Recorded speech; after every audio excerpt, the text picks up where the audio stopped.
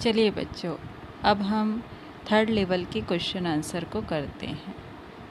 चलिए, पहला क्वेश्चन जो है वो आपके पेज नंबर 1 में दिया है और पूछ रहा है what does the third level refer to.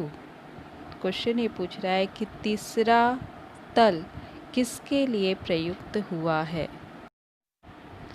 Answer हमने लिखा है the third level refers to the subway of the Grand Central Station. जो थर्ड लेवल है वो ग्रैंड सेंट्रल के उपमार्ग रास्ते के लिए प्रयुक्त हुआ है।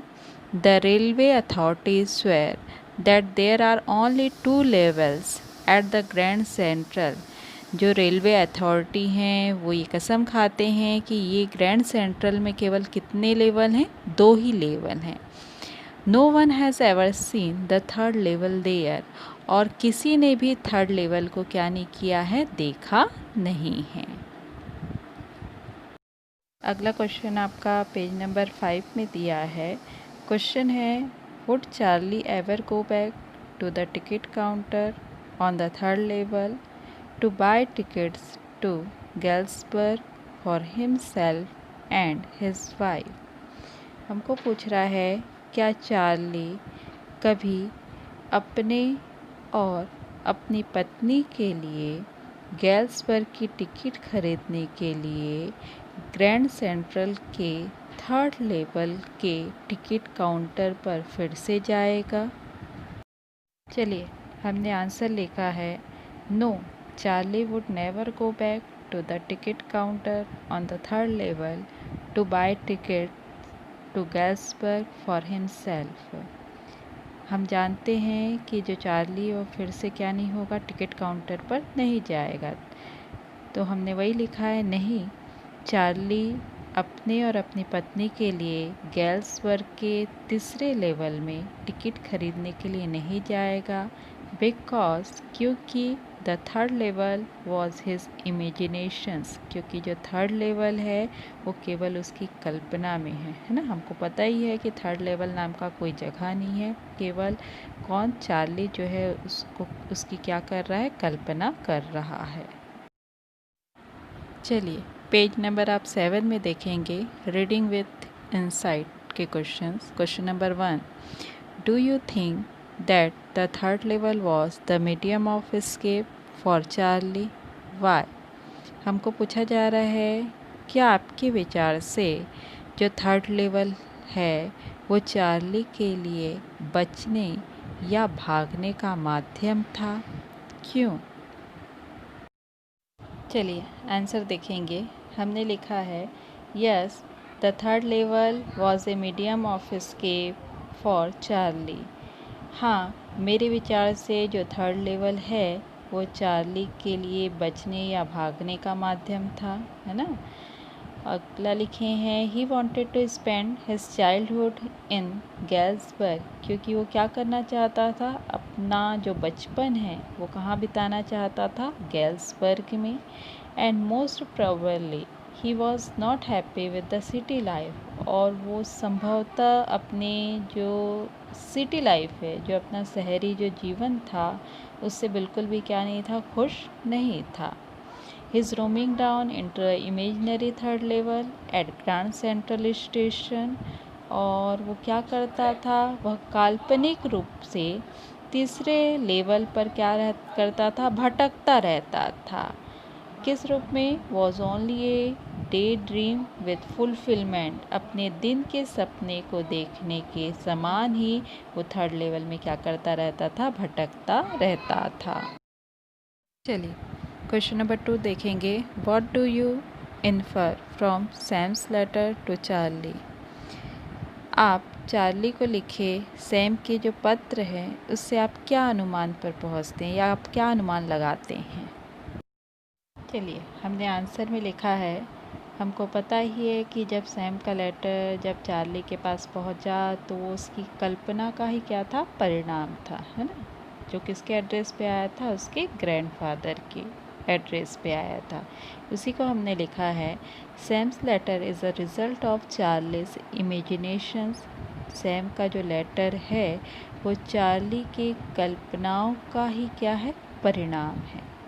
This can be understood from the fact, यह उस सत्य, इसके द्वारा हम इस सत्य को समझ सकते हैं that the letter was enclose in the first day cover, कि जो लेटर था वो फर्स्ट डे कवर था, and address to his grandfather, और वो किसके पते पे आया था, उसके ग्रैंडफादर के पते पर आया था।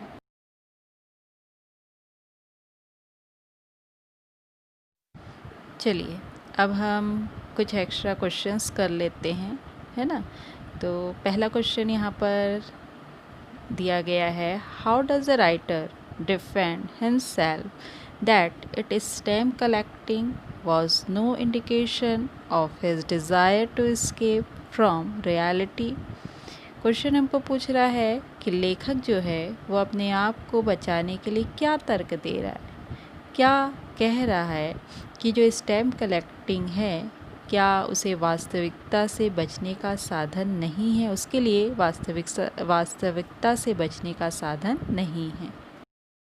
चलिए आंसर हमने लिखा है, the writer says that stamp collection is an inherited habit as his grandfather also used to collect stamps. In those days life was peaceful, there was no need for any refuse from reality, for stop his own stamp collection was no indication of any desire to escape from reality, है ना। जैसे कि हमको मालूम है कि writer यहाँ पर ये कहता है कि जो स्टैम्प कलेक्शन का जो शौक़ उसे था, हैबिट जो आदत जो उसको थी, वो किसके द्वारा दिया गया हुआ था, उसके ग्रैंडफादर, है ना। उसके ग्रैंडफादर को भी ये शौक़ था और यही शौक़ किसको आया, राइटर को भी आया।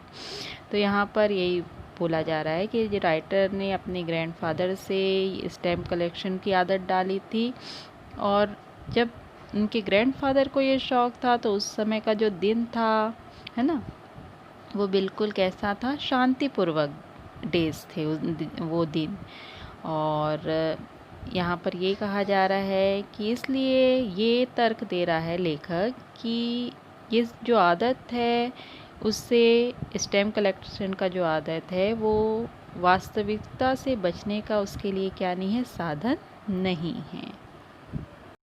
चलिए अगला क्वेश्चन है, when did the writer decide to take the subway from the Grand Central and why. Question हमको पूछ रहा है कि कब लेखक ने ग्रैंड सेंट्रल के सबवे जाने के लिए वो तैयार हुआ, निर्णय लिया, एंड वाई, और क्यों उसने ग्रैंड सेंट्रल के सबवे में जाने के लिए वो क्या हुआ, तैयार हुआ। चलिए सेकंड आंसर देखेंगे। हमने लिखा है कि one night the summer days Charlie was in a hurry to get to his apartment, कि गर्मी के दिन में एक समय में वो अपने अपार्टमेंट में जाने की उसे क्या थी, बहुत जल्दी थी। चार्ली जब ऑफिस में काम कर रहा था तो उसे अपने अपार्टमेंट जाने की बहुत जल्दी थी। He took the subway from the Grand Central, और उसने क्या किया, उपमार्ग का जो रास्ता था, उपमार्ग को उसने क्या किया, अपनाया। क्योंकि because it was a faster than the bus, क्योंकि ये बस की तुलना में काफ़ी क्या था, फास्ट था, और इसके द्वारा ही वो जल्दी क्या कर सकता था, अपने अपार्टमेंट पहुंच सकता था। चलिए क्वेश्चन नंबर 3 देखेंगे। What does the writer say about the first and the second levels at the Grand central. लेखक हमें फर्स्ट और सेकेंड लेवल के बारे में क्या बताते हैं। तो आंसर हमने लिखा है, The writer says that at the first level one can take trains like the 20th century। यहाँ पर राइटर ये कहते हैं कि फर्स्ट लेवल से कोई भी व्यक्ति 20वीं शताब्दी की ट्रेन को क्या कर सकता है, ले सकता है ना। राइटर ने हमें ये बताया फर्स्ट लेवल के बारे में, और सेकंड लेवल के बारे में बताया है, at the second level the suburban trains leave from there. और सेकंड लेवल जो है उसके बारे में ये है कि यहाँ से जो उपमार्ग की जो ट्रेनें हैं वो यहाँ से क्या होती हैं, छोड़ी जाती है, या यहाँ से दूसरे जगह के लिए वो क्या की जाती है, चली जाती है। Question number 4, what did the writer notice at the ticket Windows on the third level of the Grand central. Question हमको पूछ रहा है कि लेखक ने ग्रैंड सेंट्रल के थर्ड लेवल के टिकट विंडो पर क्या नोटिस किया, उसने क्या देखा। चलिए आंसर हमने लिखा है, the writer noticed that he could buy here tickets to anywhere in the United state.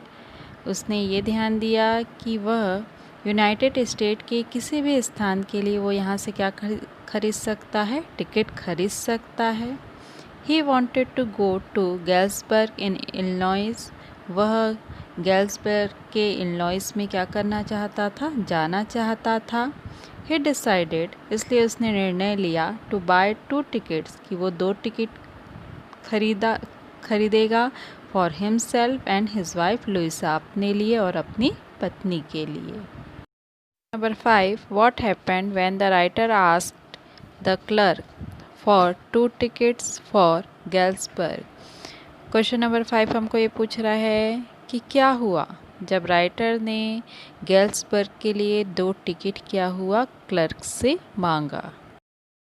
चलिए हमने आंसर लिखा है, when the writer asked the clerk for 2 ticket for Galesburg. जब राइटर ने गैल्सबर्ग के लिए 2 टिकट क्लर्क से मांगा तो clerk refuse to accept the money. तो क्लर्क ने क्या किया, लेखक के द्वारा जो मनी दिया जा रहा था उसको उसने स्वीकार नहीं किया, because it was looking different, क्योंकि जो मनी था वो अलग ही स्टाइल का क्या हो रहा था, दिखाई दे रहा था। चलिए क्वेश्चन नंबर 6 पूछ रहा है, why did the writer go to the coin dealers. लेखक कॉइन डीलर्स के पास क्यों गया। आंसर हमने लिखा है, the writer went to the coin dealers. लेखक कॉइन डीलर के पास गया बिकॉज, क्योंकि he wanted to old style bills to pay for the tickets on the third level. क्योंकि थर्ड लेवल में जाने के लिए उसे जो पैसे चुकाने थे टिकट खरीदने के लिए, वो उसे ओल्ड स्टाइल के चाहिए थे, है ना, जो मनी उसको पे करना था वो ओल्ड स्टाइल का चाहिए था, इसलिए वो किसके पास गया, कॉइन डीलर के पास गया। चलिए अभी हमने एक्स्ट्रा क्वेश्चन किया है, पर इस एक्स्ट्रा क्वेश्चन के अलावा आपको जो आपने सप्लीमेंट्री बुक जो ली है प्रबोध की, उससे भी जो क्वेश्चन एनसीईआरटी के जो अदर क्वेश्चन दिए हैं उसको भी आपको करना है ना। और साथ में मैं होमवर्क भी देते जा रही हूँ, उसे भी आप करिएगा। जैसे कि हर चैप्टर के बाद आपको बताया जा रहा है कि आपको 6 नंबर का क्वेश्चन पूछा जाएगा, है ना। कैरेक्टर स्केच करके आपको आएगा ही, जो मेन आपके जो कैरेक्टर हैं चैप्टर में उसके बारे में पूछा जाएगा। तो आपको भी होमवर्क में करना है question, give the character sketch of Charlie.